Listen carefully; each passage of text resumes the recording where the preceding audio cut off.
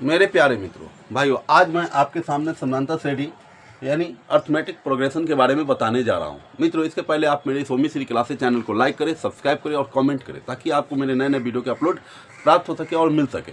मित्रों, समांतर श्रेणी, तो समांतर श्रेणी होता क्या है मित्रों, मैं आज उनके सारे डिफिनीशन के बारे में आपके बेसिक बातें बताने जा रहा हूँ मित्रों, ताकि आपको सवाल बनाने में काफ़ी आसान हो, क्योंकि इनसे संबंधित बहुत सारी सवालें बहुत बार अन्य अलग अलग प्रतियोगिताएं परीक्षाओं में पूछे जाते हैं। तो मित्रों ध्यान देंगे, समांतर श्रेणी में एक निश्चित प्रतिरूप यानी पैटर्न का अनुसरण करती है। समांतर श्रेणी में एक निश्चित प्रतिरूप यानी पैटर्न का प्रयोग करती है। यानी आपको यह बात समझ में आ गया होगा कि मित्रों कि समांतर श्रेणी जो है खास प्रकार के पैटर्न को प्रयोग करती है। दूसरी कि समांतर श्रेणी में प्रतिरूप के अध्ययन को हम लोग अनुक्रम यानी सीक्वेंस कहते हैं। तो मित्रों आप ध्यान देंगे कि समांतर श्रेणी जो होता है उसका जो खास प्रकार का जो पैटर्न होता है वो क्या चीज़ करता है मित्रों, किस चीज़ को फॉलो करता है, तो अनुक्रम को फॉलो करता है, यानी कि सीक्वेंस का फॉलो करता है। सीक्वेंस का मतलब क्या हो गया मित्रों, तो सीक्वेंस का यानी अनुक्रम यानी सीक्वेंस का अर्थ हो गया वे संख्याएं जो अपने पूर्व की संख्याओं के अनुसरण करती हो। यानी कि अनुक्रम सीक्वेंस का अर्थ होता है कि संख्याएं अपने पूर्व यानी पहले वाले संख्या का अनुकरण करती है। यानी उसका जो पिछला संख्या उसी के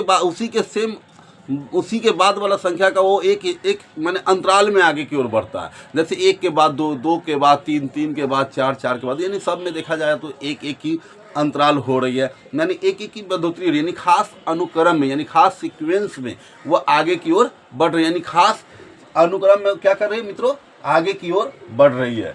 तो श्रेणी यानी प्रोग्रेशन, ये सब एक ही मतलब है मित्रों कि श्रेणी या प्रोग्रेशन से हमारा अभिप्राय है एक अनुक्रम यानी सीक्वेंस जिसके सदस्य एक निश्चित या विशिष्ट प्रतिरूप यानी पैटर्न या नियम को अनुसरण करते हैं, जिसे हम लोग समांतर श्रेणी करते हैं।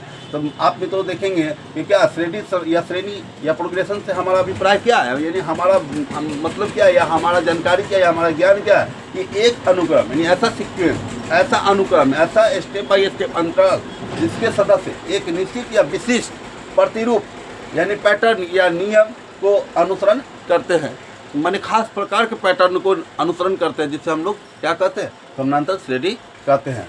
मित्रों आगे की ओर चलेंगे, देखेंगे कि किसी अनुक्रम के सदस्य उसके पद कहलाते हैं। कोई भी अनुक्रम का जो सदस्य होगा यानी जो भी 1, 2, 3, 4, 5 ये सब क्या कहलाते हैं मित्रों, पद कहलाते हैं, यानी स्थान कहलाते हैं।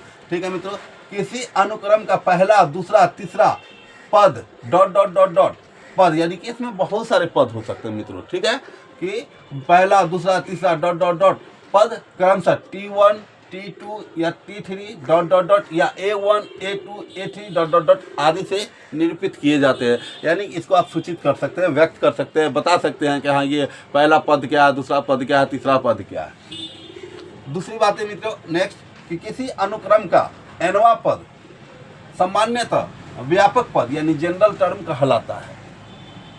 इसे TN या AN से व्यक्त किया जाता है कि हमारा 15वां पद क्या होगा, हमारा 16वां पद क्या होगा, या हमारा 100वां पद क्या होगा, या हमारा 20वां पद क्या होगा। तो उसको हम लोग TN से सूचित करते हैं, यानी T 20वां पद यानी टर्म ऑफ 20वां, टर्म ऑफ क्या मित्रों, जनरल टर्म ऑफ 20वां, जनरल टर्म ऑफ क्या 100वां, ऐसे आप उसको व्यक्त कर सकते हैं। किसी अनुक्रम का nवां पद सामान्यतः व्यापक पद यानी जनरल टर्म कहलाता है, इसे TN या AN से व्यक्त किया जाता है। उदाहरण के लिए अनुक्रम 1, 4, 7 ये 7, 10, 13 डॉट डॉट डॉट डॉट, तो पूछा गया कि इसमें पहला पद क्या है, तो T1 1 है, दूसरा पद क्या है तो 4 है, तीसरा पद क्या है तो 7 है, चौथा पद क्या है तो 10 है, ऐसी प्रकार पांचवा पद क्या है तो 13 है। इसी प्रकार आगे आप निकालेंगे, देखेंगे अंतराल साल में 3 बढ़ रहा है, 3 बढ़ा, 3 बढ़ा, 3 बढ़ा, तो अगला क्या हो जाएगा, 3 बढ़ा तो 16 हो जाएगा, 19 हो जाएगा, है ना, 22 हो जाएगा, ऐसे बढ़ते चला जाएगा 3 मित्रों। ठीक है, इत्यादि होगा। संख्याओं के एक अनुक्रम को समांतर श्रेणी कहते हैं। संख्याओं के एक अनुक्रम को समांतर श्रेणी कहते हैं यदि उसके पद और पूर्व के पद का अंतर समान हो। क्या बोलती है मित्रों कि संख्याओं के एक अनुक्रम यानी सीक्वेंस को समांतर श्रेणी कहते हैं यदि उसके पद और पूर्व के पद का अंतर समान हो, यानी कि अंतर हमेशा समान होना चाहिए, यानी डी समान होना चाहिए, डिफरेंसेज समान होना चाहिए। इसका डिफरेंसेज क्या होना चाहिए मित्रों, समान होना चाहिए। समानांतर श्रेणी में समान या नियत अंतर को सार्व अंतर यानी कॉमन डिफरेंस कहते हैं, जिसे हम लोग CD से सूचित करते हैं मित्रों। समानांतर श्रेणी में समान या नियत अंतर को सार्व अंतर यानी कॉमन डिफरेंस CD कहते हैं। इसे D के द्वारा सूचित किया जाता है। जैसे उदाहरण में मित्रों 1, 4, 7, 10, 13 सार्व अंतर क्या हो गया मित्रों, देखिए सब में 3 का अंतर, यानी दूसरा में से पहला को घटा लेते तो यहाँ 3 प्राप्त हो जाता है मित्रों। यहाँ थोड़ा सा लिखने का तरीका चेंज कर देते हैं मित्रों। यहाँ पे क्या लिख सकते हैं कि यहाँ लिख सकते हैं 4 - 1 बराबर 3, यानी यह हमारा क्या हो गया, सार्व अंतर हो गया, यानी D हो गया, हमें प्राप्त हो गया। ठीक है मित्रों।